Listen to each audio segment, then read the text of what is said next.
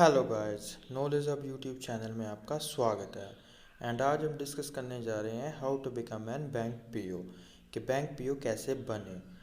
आज के टाइम में जो वो बैंकिंग सेक्टर एक फास्टेस्ट ग्रोइंग सेक्टर है एंड हर कोई जो वो अपना करियर बैंकिंग सेक्टर में जो वो बनाना चाहता है। आज जितने भी बैंकिंग के जो भी एस्पायरेंट है जो तैयारी कर रहे हैं या फिर जो तैयारी करने की सोच रहे हैं, ये वीडियो उनके लिए काफ़ी इम्पोर्टेंट होने वाला है।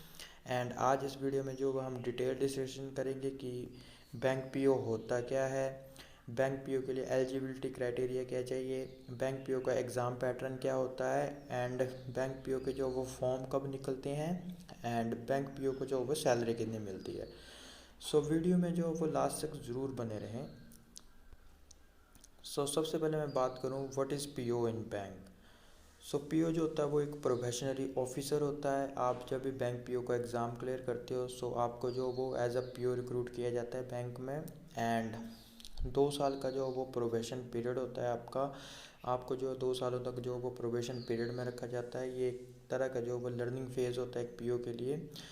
पीओ जो वो यहाँ पर इन 2 सालों में जो वो बैंकिंग के जो वो डिफरेंट डिफरेंट जो वो काम सीखता है। एंड आपको जो वो हर एक तरह का काम करना पड़ता है। कभी आपको एज ए क्लैरिकल वर्क करना पड़ता है, कभी आपको कैश काउंटर पे बिठा दिया जाता है।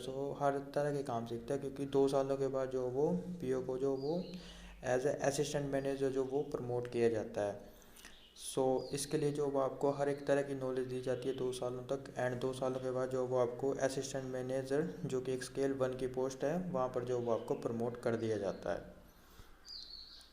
नेक्स्ट मैं बात करूँ इसका एग्ज़ाम कौन कंडक्ट करवाता है। इसका एग्ज़ाम जो है वो IBPS के द्वारा कंडक्ट करवाया जाता है। IBPS की मैं यहाँ पे बात करूँ institute of banking personal selection. हमारे जितने भी पब्लिक सेक्टर बैंक हैं उन सभी के एग्ज़ाम जो वो IBPS के द्वारा ही कंडक्ट करवाए जाते हैं एक्सेप्ट SBI को छोड़ के जो वो जितने भी हमारे पब्लिक सेक्टर बैंक हैं उन सभी के एग्ज़ाम जो वो IBPS कंडक्ट करवाती है। SBI जो वो अपने एग्ज़ाम अलग से कंडक्ट करवाता है। यहाँ पे जो वो IBPS जो वो इन 11 बैंक्स के लिए जो वो 11 पब्लिक सेक्टर बैंक हैं इस टाइम पे। And in 11 public sector banks का जो एक कंबाइंड एग्ज़ाम जो वो कंडक्ट करवाता है। ये 11 पब्लिक सेक्टर बैंक जो वो मैंने आपको दिए हुए हैं, आप यहाँ पे देख सकते हो, जिसमें इंडियन ओवरसीज़ बैंक है, यूको बैंक है, बैंक ऑफ महाराष्ट्र है, पंजाब एंड सिंध बैंक है, पंजाब नेशनल बैंक है, कैनरा बैंक है, यूनियन बैंक ऑफ इंडिया है, इंडियन बैंक है, बैंक ऑफ इंडिया है, bank of Baroda and central bank of India है। आप जब IBPS पीओ का एग्ज़ाम क्लियर करोगे आपको जो वो इन्हीं बैंकों में जो वो काम करने का मौका मिलेगा और इन बैंकों में जो वो आपको एज अ पीओ जो वो रिक्रूट किया जाएगा। नेक्स्ट मैं बात करूँ नोटिफिकेशन की। इसकी जो नोटिफिकेशन है वो एवरी ईयर जो वो हमें अगस्त या फिर सितंबर में देखने को मिलती है। अगर मैं इस साल की बात करूँ इस साल भी जो वो अगस्त सितंबर में इसकी नोटिफिकेशन आ गई थी। एंड एग्ज़ाम भी इसका प्रीलिम्स हो चुका है, मेंस भी हो चुका है और अभी जो वो इंटरव्यू बाकी है। अब जो इसकी नोटिफिकेशन आएगी वो नेक्स्ट ईयर आएगी। साल 2023 में जो वो आपको अगस्त या फिर सितंबर में देखने को मिलेगी। नेक्स्ट मैं बात करूँ एलिजिबिलिटी क्राइटेरिया की। एजुकेशन क्वालिफिकेशन की मैं जो बात करूँ यहाँ पे जो एजुकेशन क्वालिफिकेशन रखी गई है यहाँ पे जो वो आपकी जो वो ग्रेजुएशन कंप्लीट होनी चाहिए। आप जो वो किसी भी मान्यता प्राप्त इंस्टीट्यूट से जो वो आपकी ग्रेजुएशन कंप्लीट होनी चाहिए।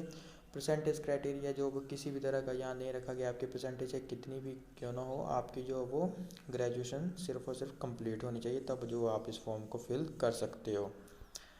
नेक्स्ट मैं बात करूँ यहाँ पर एज लिमिट की। मिनिमम एज जो रखी गई है इस फॉर्म के लिए वो रखी गई है 20 साल एंड मैक्सिमम जो रखी गई है वो रखी गई है 30 साल। अगर आपकी एज 20 साल से लेकर 30 साल के बीच में तो जो आप इस फॉर्म को भर सकते हो। अब मैं बात करूँ एज रिलैक्सेशन की। हमारे जितने भी रिजर्व कैटेगरीज हैं उनके लिए जो कुछ एज रिलैक्सेशन दी गई है। SC/ST के लिए 5 साल, OBC को 3 साल, PWD को 10 साल एंड एक्स सर्विसमैन के लिए जो वो 5 साल की जो वो एज रिलैक्सेशन रखी गई है यहाँ पर। अब मैं बात करूँ एग्ज़ाम पैटर्न की। इसका जो एग्ज़ाम है वो 3 स्टेजेस में जो वो कंडक्ट करवाया जाता है। सबसे पहले जो वो आपका प्रीलिम्स एग्ज़ाम होगा, फिर आपका मेंस एग्ज़ाम होगा, फिर आपका जो वो इंटरव्यू कंडक्ट करवाया जाएगा। प्रीलिम्स एग्ज़ाम अगर आप क्लियर करोगे तभी जो आपको मेंस में बैठने का मौका मिलेगा। एंड मेंस एग्ज़ाम क्लियर करोगे तभी जो आपको इंटरव्यू में बैठने का मौका मिलेगा। एक चीज़ और ध्यान में रखें कि जो प्रीलिम्स एग्ज़ाम है वो सिर्फ हमें क्वालिफाई करना होता है, ये सिर्फ और सिर्फ क्वालिफाइंग इन नेचर होता है। एंड हमारी जो फाइनल मेरिट लिस्ट बनती है वो हमारी मेंस प्लस इंटरव्यू के जो हमारे मार्क्स होते हैं उनको मिला के जो वो हमारी फाइनल मेरिट लिस्ट जो वो तैयार की जाती है। सो प्रीलिम सिर्फ और सिर्फ हमें क्वालिफाई करना होता है एंड मेंस प्लस इंटरव्यू के मार्क्स से जो वो हमारी फाइनल मेरिट लिस्ट तैयार की जाती है। नेक्स्ट मैं बात करूँ प्रीलिम्स के सिलेबस की। सो इसमें जो वो हमसे जो 3 सब्जेक्ट पूछे जाते हैं, इंग्लिश लैंग्वेज, न्यूमेरिकल एबिलिटी जिसे हम क्वांटिटेटिव एप्टीट्यूड या फिर मैथमेटिक्स बोलते हैं, and reasoning ability.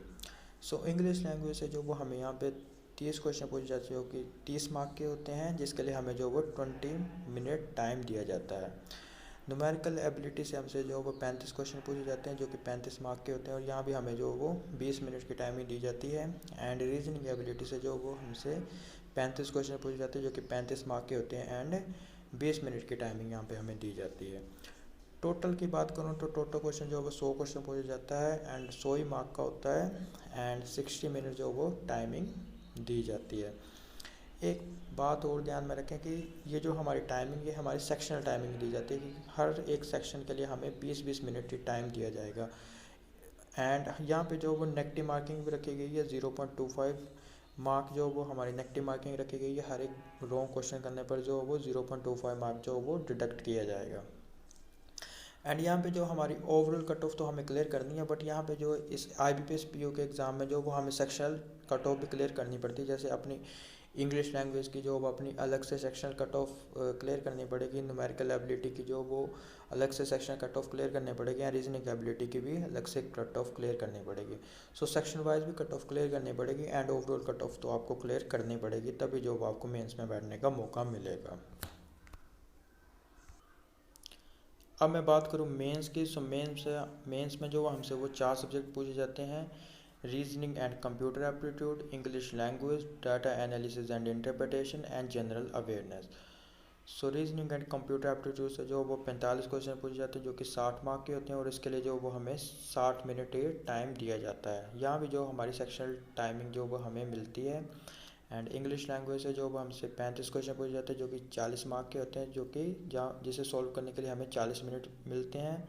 And data analysis and interpretation के जो वो हमसे 35 क्वेश्चन पूछे जाते हैं जो कि 60 मार्क के होते हैं एंड 45 मिनट टाइम यहाँ पे हमें मिलता है। एंड जनरल अवेयरनेस के 40 क्वेश्चन पूछे जाते हैं जो कि 40 मार्क के होते हैं एंड 35 मिनट यहाँ पे जो वो हमें टाइम दिया जाता है। सो टोटल की मैं बात करूँ, सो टोटल जो वो 155 क्वेश्चन जो वो हमसे पूछे जाते हैं जो कि 200 मार्क के होते हैं एंड 3 घंटे की जो वो हमें यहाँ पे टाइमिंग मिलती है 180 मिनट की। और यहाँ पे बात करूँ जैसे आपका मेंस एग्ज़ाम जो वो आपका जो मेंस एग्ज़ाम आप करके आते हो उसी दिन जो आपका एक डिस्क्रिप्टिव टेस्ट भी लिया जाता है, जहाँ पर हमें जो वो लेटर एंड ऐसे राइटिंग करनी होती है। ये जो वो हमें कंप्यूटर पे जो वो टाइप करना होता है, एक लेटर टाइप करना होता है, एक ऐसे टाइप करना होता है। इसके लिए जो वो हमें 25 मार्क का होता है ये हमें, और इसके लिए जो हमें 30 मिनट दिए जाते हैं। नेक्स्ट मैं बात करूँ उसके बाद जो आपका अगर आप मेंस क्लियर कर लेते हो तो आपका जो वो इंटरव्यू होता है जो कि 100 मार्क का होता है। एंड फिर आपके जो मेंस प्लस इंटरव्यू के मार्क को मिला के जो वो आपकी फाइनल मेरिट लिस्ट तैयार की जाती है और वहीं से जो वो आपकी सिलेक्शन की जाती है। इसके बाद अगर मैं सैलरी की बात करूँ तो सैलरी जो वो आपकी 55,000 से लेकर 60,000 के बीच में होती है। एंड हो सकता है बहुत से लोगों के लिए काफ़ी अच्छा अमाउंट हो एंड कुछ लोगों को मे बी कम लगे, बट इतनी सैलरी जॉब आपको स्टार्टिंग में अगर आप IBPS PO का एग्ज़ाम क्लियर करते हो तो इतनी सैलरी जॉब आपको मिलती है। सो आई होप गाइज आपको वीडियो पसंद आई होगी एंड मेरे द्वारा जो भी इंफॉर्मेशन दी गई है वो आपके लिए यूज़फुल होगी एंड ऐसे वीडियो मैं आगे भी लाता रहूँगा। सो आप वीडियो को जैसे लाइक करें, शेयर करें एंड चैनल को सब्सक्राइब कर लें एंड बेल आइकन को भी प्रेस कर लें ताकि आगे आने वाली वीडियो की नोटिफिकेशन आपको मिलती रहे। So keep learning, keep growing, thank you so much.